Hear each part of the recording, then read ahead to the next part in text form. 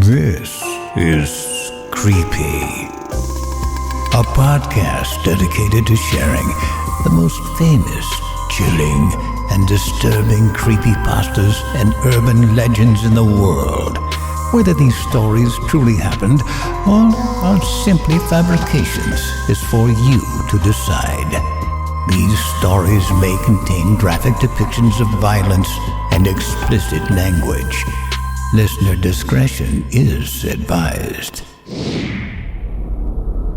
Abandoned by Disney. Some of you may have heard that the Disney Corporation is responsible for at least one real live ghost town. Disney built the Treasure Island Resort in Baker's Island in the Bahamas. It didn't start as a ghost town. Disney's cruise ships would actually stop at the resort and leave tourists there to relax in luxury. This is a fact, look it up. Disney blew $30 million on the place. Yes, $30 million. And they abandoned it. Disney blamed the shallow waters, too shallow for their ships to safely operate, and there was even blame cast on the workers, saying that since they were from the Bahamas, they were too lazy to work a regular schedule. That's where the factual nature of their story ends. It wasn't because of sand, and it obviously wasn't because foreigners are lazy. Both are convenient excuses. No, I sincerely doubt those reasons were legitimate. Why don't I buy the official story? Because of Mowgli's palace. Near the beachside city of Emerald Isle, North Carolina, Disney began the construction of Mowgli's palace in the late 1990s. The concept was a jungle-themed resort with a large, you guessed it, palace in the center of the whole thing. If you're unfamiliar with the character of Mowgli, then you might better remember the story of the Jungle Book. If you haven't seen it anywhere else, you know it as the Disney cartoon from decades past. Mowgli's an abandoned child in the jungle, essentially raised by animals and simultaneously threatened and pursued by other animals. Mowgli's palace was a controversial undertaking from the start. Disney bought up a ton of high-priced land for the project, and there was actually a scandal surrounding some of the purchases. The local government claimed eminent domain on people's homes, then turned around and sold the properties to Disney. At one point, a home that had just been constructed was immediately condemned with little to no explanation. The land grabbed by the government was supposedly for some fictional highway project. Knowing full well what was going on, people started calling it Mickey Mouse Highway. Then there was the concept art. A group of stuffed shirts from Disney Co. actually held a city meeting. They intended to sell everyone on how lucrative this project was going to be for everyone. When they showed the concept art, this gigantic Indian palace, surrounded by jungle, staffed with men and women in loincloths and tribal gear? Well, suffice it to say, everyone flipped their shit. We're talking about a large Indian palace, jungle, and loincloths, not only in the center of a relatively wealthy area, but also a somewhat xenophobic area of the southern USA. It was a questionable mix at that point in history. One member of the crowd tried to storm the stage, but he was quickly subdued by security after he managed to break one of the presentation boards over his knee. Disney took that community and essentially broke it over its knee as well. The houses were razed, the land was cleared, and there wasn't a damn thing anyone could do or say about it. Local TV and newspapers were against the resort at the beginning, but some insane connection between Disney's media holdings and the local venues came into play, and their options turned on a dime. So anyway, Treasure Island, the Bahamas, Disney sunk those millions in and then split. Same thing happened with Mowgli's palace. Construction was complete. Visitors actually stayed at the resort. The surrounding communities were flooded with traffic and the usual annoyances associated with an influx of lost and irate tourists. Then it all just stopped. Disney shut it down and no one knew what the hell to think. But they were pretty happy about it. Disney's loss was pretty hilarious and wonderful to a large group of folks who didn't want this in the first place. I honestly didn't give the place another thought since hearing it closed over a decade ago. I live maybe 4 hours from Emerald Isle, so I really only heard the rumblings and didn't experience any of it firsthand. Then I read this article from someone who'd explored the Treasure Island Resort and posted a whole blog about all the crazy shit he found there. Stuff just left behind. Things smashed, defaced, probably ruined by the disgruntled former employees who lost their jobs. Hell, the locals from all around probably had a hand in wrecking that place. People there felt just as angry about Treasure Island as folks here did about Mowgli's palace. Plus, there were rumors that Disney had released their aquarium stock into local waters when they closed, including sharks. Who wouldn't want to take a few swings at some merchandise after that? Well, what I'm getting at is that this blog about Treasure Island got me thinking. Even though many years have passed since its closing, I figured it might be cool to do some urban exploration at Mowgli's palace. Take some photos, write about my experience, probably see if there was anything I could take home as a memento. I'm not going to say I wasted no time in getting there, because honestly, it took me another year after I first found that Treasure Island article to get around to going up to Emerald Isle. Over the course of that year, I did a lot of research on the Palace Resort, or rather, I tried. Naturally, no official Disney site or resource made any mention of the place. That had been scrubbed clean. Even odder, however, was that nobody before myself had apparently thought to blog about the place or even post a photo. None of the local TV or newspaper sites had one word about the place, though that was to be expected since they had all swung Disney's way. They wouldn't be out there lauding their embarrassments, you know? Recently, I learned that corporations can actually ask Google, for example, to remove links from search results, basically for no good reason. Looking back, it's probably not that nobody spoke of the resort, but rather their words were made inaccessible. So in the end, I could barely find the place. All I had to go on was an old-as-hell map I'd received in the mail back in the 90s. It was a promotional item sent out to people who'd recently been to Disney World, and I guess since I'd been there in the late 80s, that was recent. I didn't really intend to hang on to it. It got shoved in with my books and comics from my childhood. I only remembered it a couple months into my research. Even then, it took me another few weeks to locate the storage bin my parents had shoved it all into. But I did find it.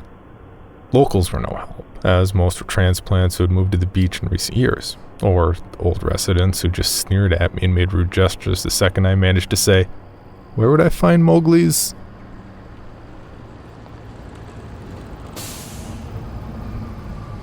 The drive took me through an inordinately long corridor of overgrowth.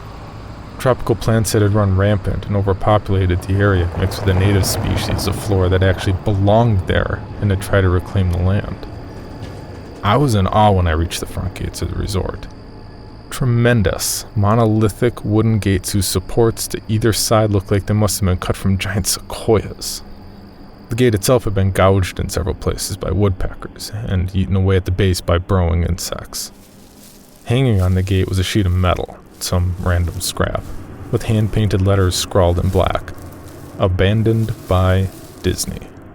Clearly the handiwork of some past local or an employee who wanted to make some local protest. The gates were open enough to walk through, but not drive, so grabbing my digital camera and the map, whose flip side showed a layout of the resort, I set off on foot. The inner grounds of the place were just as overgrown as the entryway. Palm trees stood untended and ragged among piles of their own coconuts. Banana plants similarly stood in their own stinking, bug-riddled refuse. There was this sort of clash between order and chaos, as carefully planted rows of perennial flowers mixed with obnoxious tall weeds and stinking blackened mushrooms. All that remained of any outdoor structures were broken, rotting wood and various charred bits of unidentifiable material. What was most likely an information booth or an outdoor bar was now simply a pile of assorted debris chopped up by past vandalisms and ravaged by weather. The most interesting thing on the grounds was a statue of Baloo, the friendly bear from the Jungle Book, which stood in a sort of courtyard in front of the main building. He was frozen in a jovial wave toward no one, staring into empty space with a silly, toothy grin as bird shit covered whole swaths of his fur and vines ensnared his platform. I approached the main building, the palace, only to find the outside of the building was covered in graffiti where the original paint had been peeled and chipped away. The front doors weren't just open, they'd been taken off their hinges or stolen. Above the front doors, or the gaping maw where they had been, someone had once again painted, "Abandoned by Disney." I wish I could tell you about all the awesome stuff I saw inside the palace. Forgotten statues, abandoned cash registers, a full-fledged secret society of homeless bums. But no. The inside of the building was so stark, so bare, that I actually think people had stolen the molding off the walls. Anything that was too big to steal, counters, desks, giant fake trees, They're all resting amid this empty echo chamber that amplified my every step like a slow rat-a-tat of a machine gun. I checked the floor plan and headed all the locations that might seem in any way interesting. The kitchen was, as you'd imagine, an industrial food prep area with all the appliances in space, no expense spared. Every glass surface was broken, every door knocked off its hinges, every metal surface kicked and dented.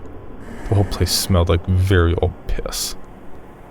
The huge freezer, not even remotely cool now, had row upon row of empty shelf space. Hooks hung from the ceilings, probably for hanging cuts of meat, and as I stood inside for a moment, I noticed they were swinging. Each hook swung in a random direction, but their movements were so slow and small that it was almost impossible to see. I figured it had been caused by my footsteps, so I stopped one from swinging by clutching it in my fist, then carefully letting go. But within seconds it started to swing once more. The bathrooms were in much the same state as the rest of the place. Just like Treasure Island Resort, someone had methodically smashed each porcelain commode with coconuts and other implements. There was about a half-inch of rancid, stinking, stagnant water on the floor, so I didn't stay there very long. What's odd is that the toilets and the sinks, and the bidets in the ladies' room, yes, I went there, all dripped, leaked, or just ran freely. It seemed to me they should have shut the water off long ago. There were plenty of rooms in the resort, but naturally I didn't have time to look through them all.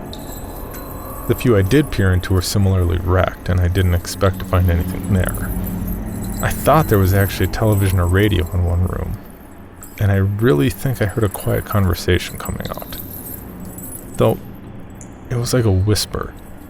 Probably my own breathing echoing in the silence, or just another case of the sound of flowing water playing tricks on my mind. This is what it sounded like. I didn't believe it. No, I didn't know that. I didn't know that. Your father told you.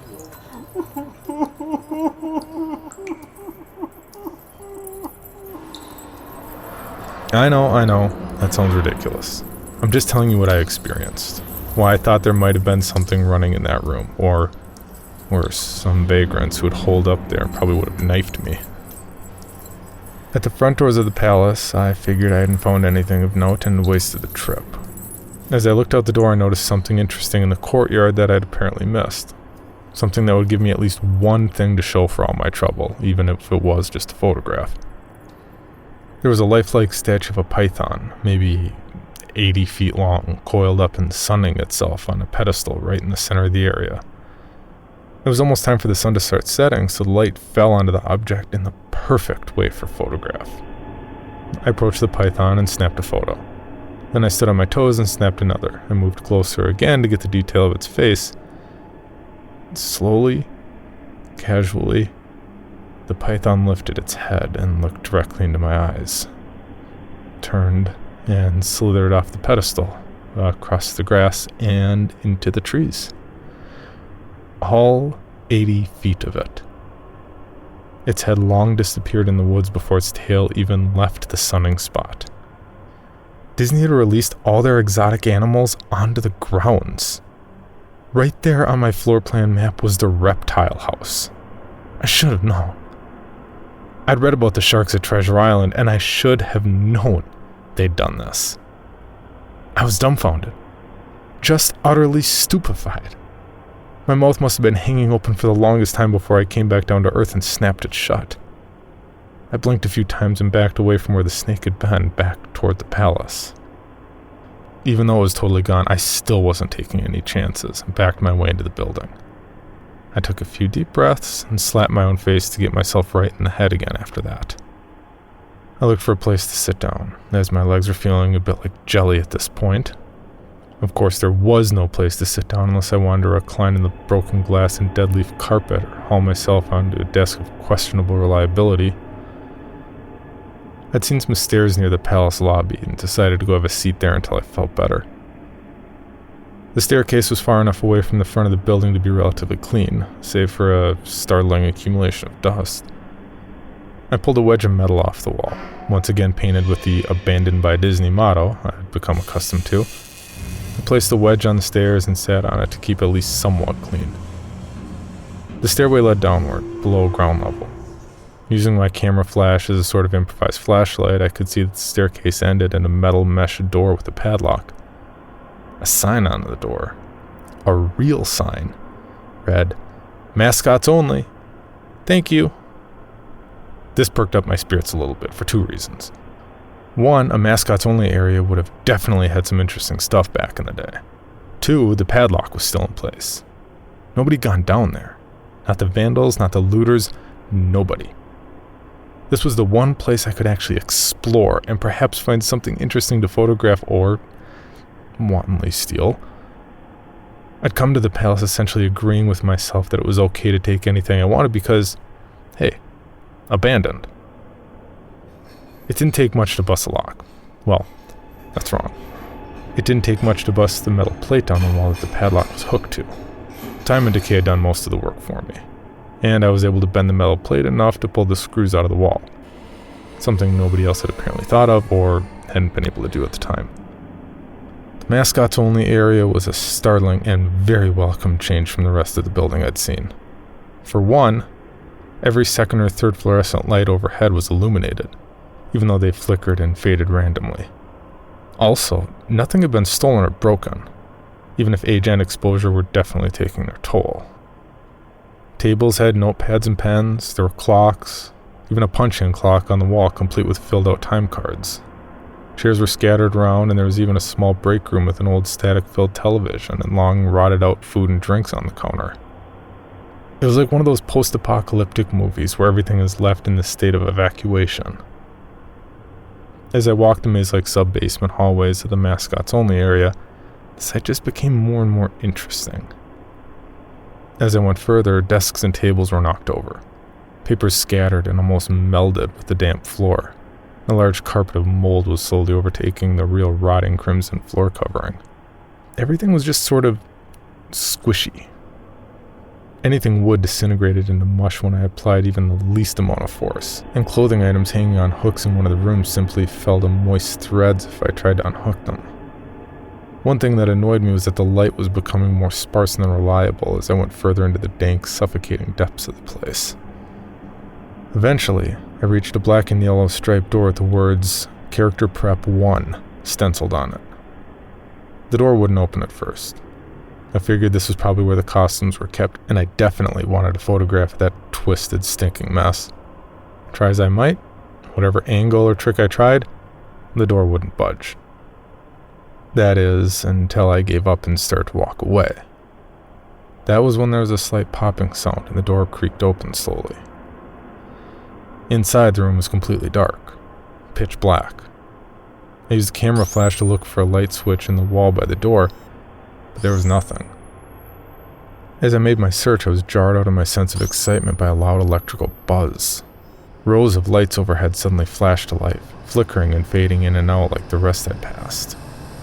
It took a second for my eyes to adjust, and it seemed like the light was going to just keep getting brighter until all the bulbs exploded. But just when I thought it would reach that critical stage, the lights dimmed a bit and steadied. The room was exactly as I'd pictured it. Various Disney costumes hung on the wall, fully put together like strange cartoon cadavers hung from invisible nooses. There was an entire rack of loincloths and native clothes on hangers toward the back. What I found odd, and what I wanted to photograph right away, was a Mickey Mouse costume at the center of the room.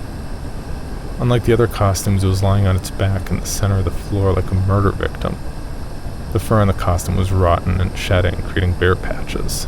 What was even odder, however, was the coloring of the costume. It was like a photo negative of the actual Mickey Mouse. Black where you should be white and white where you should be black. These normally red overalls were light blue. The sight was off-putting enough that I actually put off photographing the thing until last. I took a picture of the costumes hanging on the walls, upward angles, downward angles, side shots to show an entire row of frozen, putrid cartoon faces, some with plastic eyes missing. Then I decided to stage a shot. Just one of the bedraggled character heads on the slick, grimy floor. I reached for the headpiece of a Donald Duck costume and carefully removed it so the thing wouldn't fall apart in my hands. As I looked into the face of the wide-eyed, moldering head, a loud clattering sound made me jump with fright. I looked down at my feet, and there, between my shoes, was a human skull. It had fallen out of the mascot head and shattered into pieces at my feet. Only the empty face and lower jaw remained, staring up at me. I dropped the duck head immediately, as you'd expect, and moved to the door. As I stood in the doorway, I looked back at the skull on the floor. I had to take a picture of it, you know? I had to, for any number of reasons that may seem silly, but only if you don't think it through. I need proof of what happened, especially if Disney was going to somehow make this go away. I had no doubt in my mind right from the start that even if this was just gross negligence, Disney was responsible for this. That's when Mickey, that photo negative opposite Mickey in the middle of the floor, started to get up. First sitting up, then climbing to its feet, the Mickey costume, or whoever was inside of it, stood there in the center of the room, its fake face just staring directly at me as I mumbled no over and over and over. With shaking hands, a violently thrashing heart, and legs that had just once again turned to jelly, I managed to lift the camera and aim it at the opposite creature, now quietly sizing me up. The digital camera screen displayed only dead pixels in the shape of the thing. It was a perfect silhouette of the Mickey costume. As the camera moved in my unsteady hands, the dead pixels spread, marring the screen wherever Mickey's outline moved to. Then the camera died, went blank and quiet and broken. I raised my eyes once again to the Mickey Mouse costume.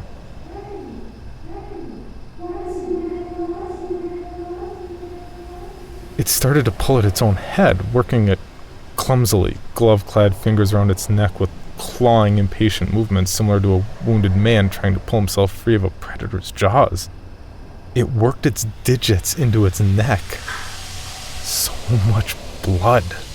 So much thick, chunky yellow blood. I turned away as I heard a sickening tearing of cloth and flesh. Only cared about getting away. Above the doorway out of this room, I saw the final message clawed into the metal with bone or fingernails. Abandoned by God. I never got the pictures out of the camera. I never wrote the blog entry about it. After I ran from that place, fled for my sanity, if not my very life, I knew why Disney didn't want anyone to know about this place. They didn't want anyone like me getting in. They didn't want anything like that getting out.